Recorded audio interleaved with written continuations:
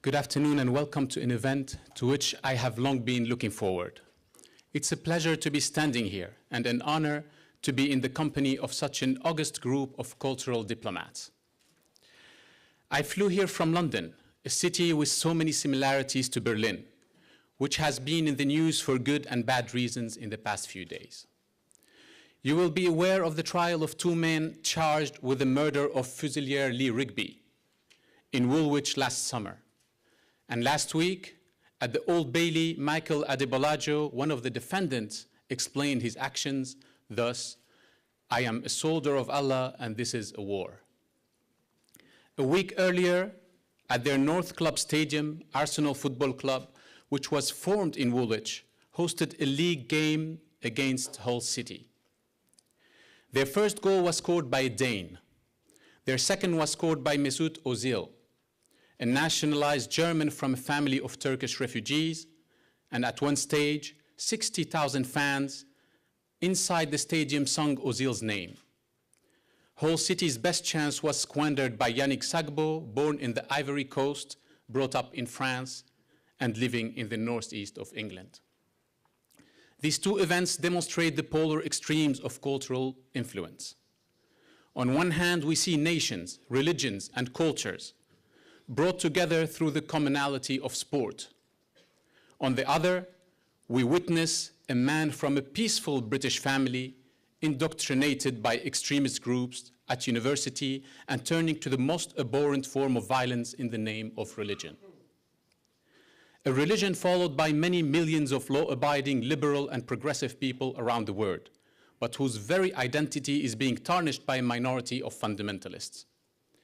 This polarization presents the context for everything we will discuss. Because at the heart of our subject lies a paradox. Because culture is a catalyst for good and evil.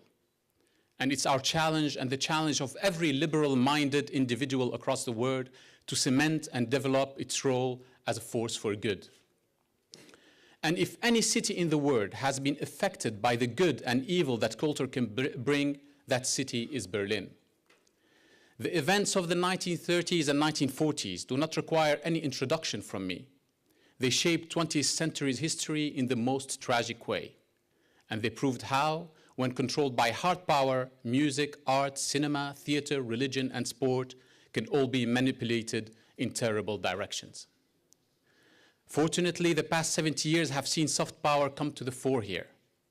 The spirit of the 17th century Enlightenment has been reborn, and Berlin has once again been lauded for its policies on immigration and religious tolerance.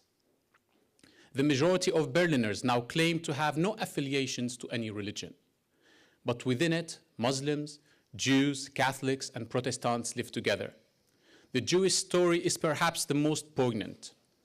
Many tens of thousands of Jews now live here, setting up new communities, establishing synagogues, and integrating seamlessly with the multicultural environment around them. If good news created headlines, this is a story that would run and run.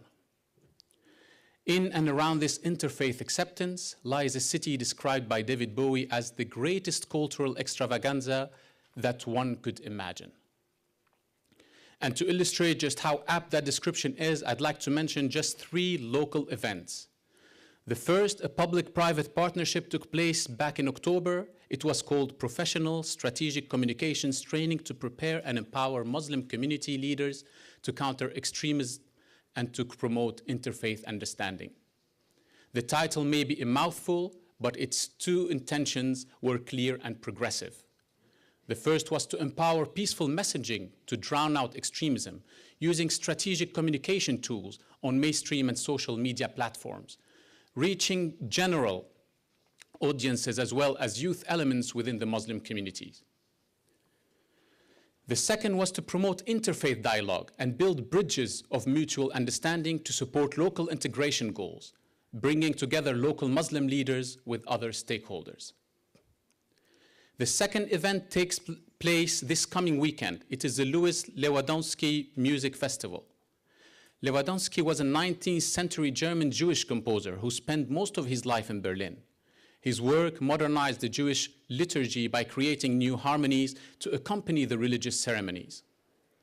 In the process, he made Jewish synagogue music popular all over the world. At this weekend's festival, the core ensemble will be supported by choirs from Europe, Asia, and Africa. Concerts will be held in synagogues, churches, and other cultural institutions. Both will be attended by different groups at different times and with different priorities. But both are perfect examples of the approach being advocated at the third event, which is our own, taking place here this week. Our primary goal is to review and analyze the progress during the last year in the areas of cultural diplomacy, cross-continental cooperation and democracy promotion, successful peace building and reconciliation, human rights, multiculturalism, and harmonious international relations. Cultural relations refers to the sharing of soft activities in achieving these goals. And it is truly inspiring to see that the entertainment taking place here around our more formal agenda illustrates that the ICD is not just talking the talk, but simultaneously walking the walk. And tomorrow evening, This Is Our Planet concert is in honor of the victims of Typhoon Haiyan. It has been organized in conjunction with UNICEF and Berlin's Filipino community. On Thursday, Marcia Barrett will be presenting The Strength of Song, illustrating music's ability to transcend borders and bring people together, irrespective of the political, social, or cultural context. When I last spoke here, I mentioned Daniel Berenbaum and Edward Said's East-West Divan Orchestra, which is just one high-profile example of music's soft power.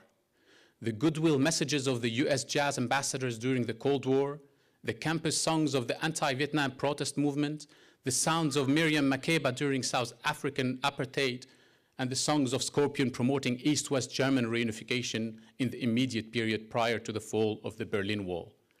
Each has its own way, had a positive effect on modern history in areas where politicians and hard power had failed.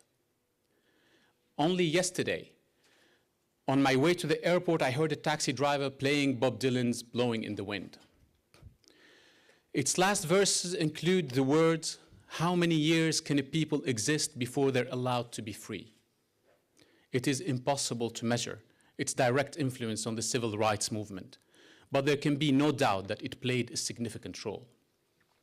Marcia was previously in the German band Boney M., one of the first mainstream Western acts allowed behind the Iron Curtain during the 1970s. She has a long and impressive record of music in the name of peace. This included No War and Peace and Love, with proceeds going to the War Child Charity Organization for Children in War Zones. I know how much we all are looking forward to both events, amidst the awareness that they are not just to be enjoyed in there and now, but for what they represent symbolically in terms of our greater goal. Our subject has this year been the subject of a detailed report by John Holden of the think tank Demos in the British Council. It's called Influence and Attraction, Culture and the Race for Soft Power in the 21st Century. And it focuses on the growing awareness of the relevance and potential impact of cultural relations. It demonstrates how expenditure is increasing in this area, but with a return on investments already being gleaned through tourism and trade. There has been immeasurable growth in this area in the world's fastest developing nations, including the BRICS, Brazil, Russia, India, China, and South Africa, and also more widely across Asia and the Middle East. This global appreciation of the work at the heart of the ICD is particularly resonant for me and the Iman Foundation, which I chair. The foundation was launched 2.5 years ago to promote interfaith and intercultural dialogue and to challenge extremism across the world. Our goals are ambitious. We campaign incessantly against those who promote hatred, violence, and killing. And in the process, we have attracted support from high-profile religious and political leaders from across the globe. I have had the great privilege of traveling far and wide to meet many of them to discuss the measures we can take to counter the growing evil of religious extremism. They include the leaders of the Coptic Orthodox Church of Egypt, the Grand Mufti of Egypt, the Lebanese Patriarch, the Mufti of Lebanon, the president of the Jewish community in Berlin, the leader of the Protestant church here in Germany, and the head monk of the Yonghegong Lama Temple in Beijing. They represent very different creeds, but they share a set of values. Each appreciates that no faith can flourish in isolation, and that segregation accelerates misunderstanding and suspicion, which in turn can fuel violence. As a result, they have all supported Iman's campaigns launched in 2011 to say no to extremism and sectarianism, because they understand that the world can only benefit from greater levels of tolerance and harmony. And experience demonstrates that when Iman and the ICD work together, we make a great team. I have no doubt that great progress will be made this week. But despite the many examples of successful cultural diplomacy upon which we will focus, we must not allow ourselves to be distracted from the huge amount of work still to be done. Religion has never presented such a threat to global peace and harmony. As a Syrian living in exile from my native country for many years, I'm all too aware of the growing threat of Islamic extremism. Syria is, of course, now in the grip of a civil war being fought between a tyrannical regime and a collection of rebel Islamist groups of various denominations. But the fundamentalist cancer spreads much further, evidenced by the well-publicized atrocities in Kenya and Nigeria, the latest acts of terrorism in Algeria, Mali, and Libya, the sectarian conflicts in Lebanon and Iraq, and the extremist enclaves in Russian Chechnya and China's Xinjiang province. Groups like Boko Haram, Abu Sayyaf, Al-Shabaab, the Turkestan Islamic Army, Al-Nusra, the Islamic State of Syria and Iraq, the Muslim Brotherhood, and Hamas have the power to destroy large parts of society. And in real terms, our role is not to combat those already committed to them, but to help influence their potential recruits by demonstrating the benefits of integration and mutuality. The causes of extremism are deep-rooted and complex. Cultural and diplomatic integration present the only way forward. They can help the world unite in the face of Islamic fundamentalism, which threatens us all directly or indirectly, from New York to Nairobi, London to Lagos, Mumbai to Moscow to Madrid, Boston to the Balkans, Indonesia to India, and China to Chad. It won't happen by chance or by waiting for others to take the lead. It requires us all to promote the values that unite us against the evil of Islamism. And those values are our humanity, our love for life, and our willingness to embrace it in conjunction with those of different backgrounds. Ultimately, we believe in a world that is here to be lived in and loved, rather than one in which violence is encouraged with the promise of rewards after death. It will take time, but our first fight is not just for the here and now, but to create a better, safer world for our children and our future generations. The good news is that although the world is beset by problems and the threat of extremism is all too real, we represent the majority. That majority is made up of people of all religion, ethnic, and cultural backgrounds, whose values are essentially liberal and who yearn for a more peaceful world. It is fact that the majority is often silent and forced to feel the effect of the noise created by those whose modus operandi is more sinister. Culture represents the opportunity to spread the very interests and qualities that appeal to the majority. Many millions listened to the music of Boney M at a time when diplomatic relations between East and West were frozen. Even at the very heart of the Middle East's troubles, the Yalla Young Leaders group has utilized social media to spread the word that the majority want peace and not conflict. Last year, I served the internet and was subsumed by wonderful example of cultural relations. In one heartwarming episode, relations between Ghana and Colombia were reported to have flourished after a joint musical collaboration on the Kwame Nkrumah Memorial Park in Accra. There is a huge appetite for this work, and never more so than in this symbolic period, as we celebrate the life of Nelson Mandela. His very name is synonymous with peace and reconciliation, and his belief in the role of cultural assimilation was strong. He understood the role that sport could play in reuniting a fractured South Africa and the Rugby World Final Cup of 1995, when he presented the trophy to the white captain of the national side whilst wearing the Springbok shirt, was a moment that captured everything we stand for. As Holden's report puts it, Cultural diplomacy creates conditions for broad and deep cultural exchange to flourish, because peer-to-peer exchange is more likely to generate trust. Culture is not forced upon us from the state. It grows from the grassroots of society. It creates a very real sense of identity that is not restricted by geographical or religious boundaries.